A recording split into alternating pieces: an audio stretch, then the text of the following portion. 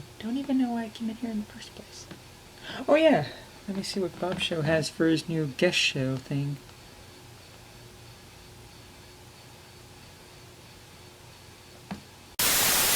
Your Guestsheaux assignment for this next month, should you choose to accept it, is any of the Land Before Time movies that I did for Land Before Time month last year. Intriguing indeed. I accept your challenge, Bob. Which Land Before Time movie do I talk about? I know which one.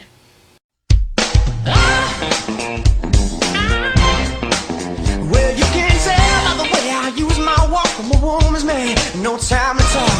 Music loud and women warm. I've been kicked around since I was 4.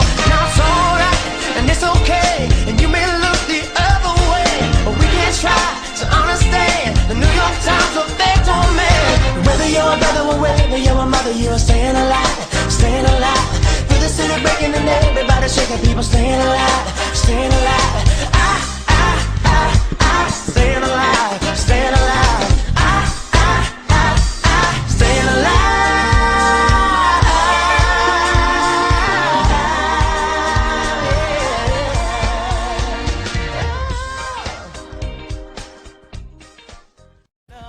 I keep giving you the fire. I'm gonna heat it up. Greetings, my fellow dino diggers and Littlefoot lovers alike. I'm Brandon, the BAMBI Man, and welcome to Golden Ticket Reviews, where if it's classic or crap, you see through it, I review it. What can be said about Don Bluth? I mean, the man has become quite a legend in the world of animation, being the creator of such film classics as An American Tail, All Dogs Go to Heaven, and one of my personal favorite films of all time, The Secret of Frickin' Nim. Mrs. Jonathan Brisby. But possibly the most popular motion picture in his entire filmography is The Land Before Time. One of the most heartwarming stories about friendship, the movie tells the story of a long-necked named Littlefoot, who loses his mother and must travel on his own to the place where his dinosaur brethren are migrating towards the Great Valley. On the way, he befriends several other little dino kids, as together they must team up in order to battle the elements of nature.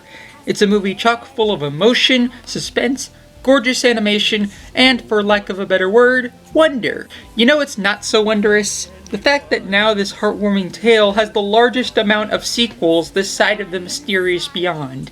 I mean, it's downright comical how many movies there are in the Land Before Time series. There are so many, in fact, that I haven't seen them all. I've seen only a mere handful of sequels in full, and have only seen bits and pieces of the ones I've yet to see in their entirety, but rather than dwell on that fact, I'm going to take a look at the Land Before Time sequel that I remembered watching the most growing up, for some reason. The Stone of Cold Fire, the 7th installment in the ever-growing franchise this side of Ice Age. However, rather than doing a full-length review like I've been doing with the Alpha and Omega movies,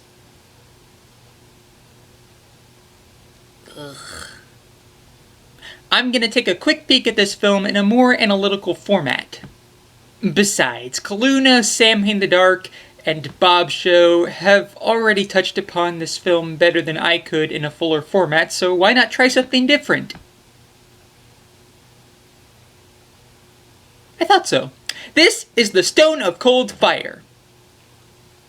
The film's plot is as such. Littlefoot sees a glowing rock, a stone of cold fire, if you will, soaring through the sky, and yet no one believes him. Therefore, he tries to convince his friends to help him search for the stone, which may be a bit of trouble considering how one of his friends, Petrie, has an uncle named Tyranno back in town with his own buddies. He may be wanting to obtain the stone's glowing power in order to become the controller of the dinos of the Great Valley. Also, there is talk of aliens. Yeah. And I thought magical dinos in a modern-day forest were cockamamie enough. And that's the first big problem I have with this movie.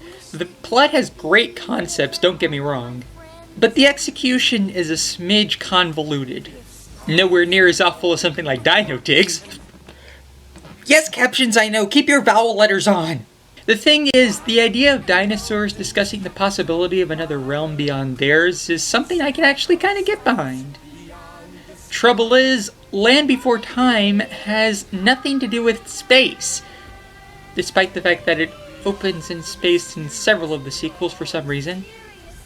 Why do they do that? So it makes no sense to do this kind of story in the world that this movie takes place.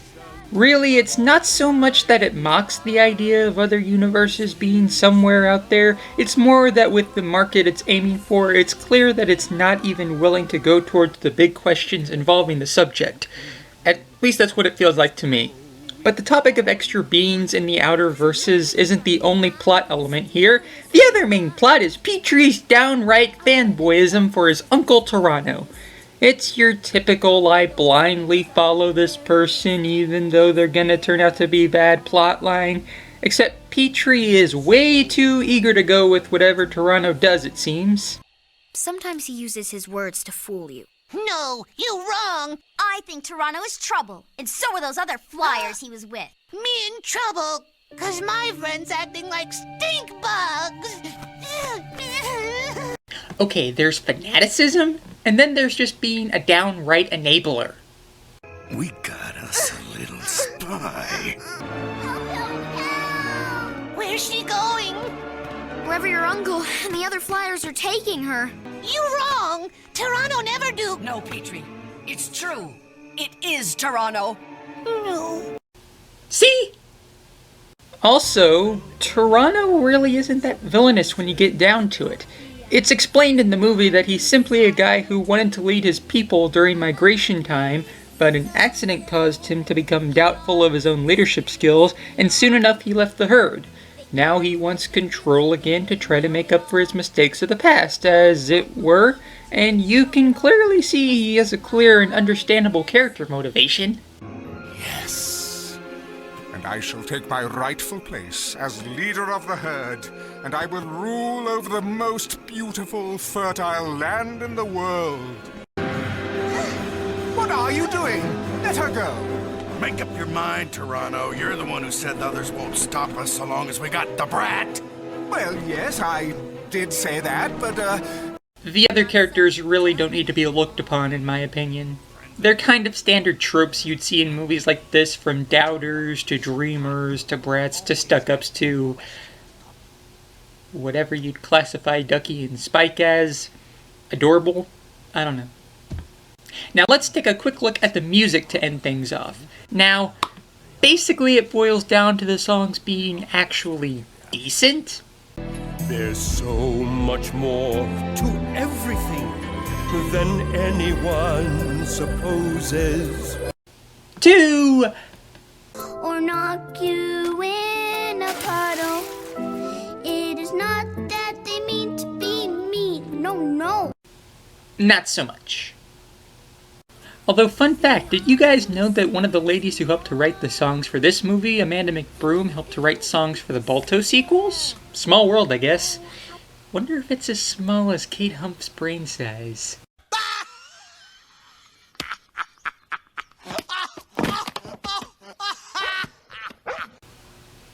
Thanks for that.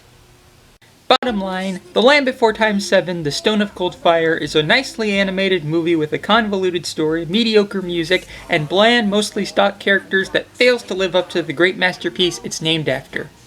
Though I'll give credit where it's due that it could have been so much worse. Wolfburbia, you'll have your day yet! Oh, shut up, you lovable cowpoke! Until next time, I'm Brandon, the BAMBI Man, saying take care of yourselves, guys, and I'll see you at the movies and around the mysterious beyond. I guess. What is it with you, Woody? I told you to lay off the crunchies.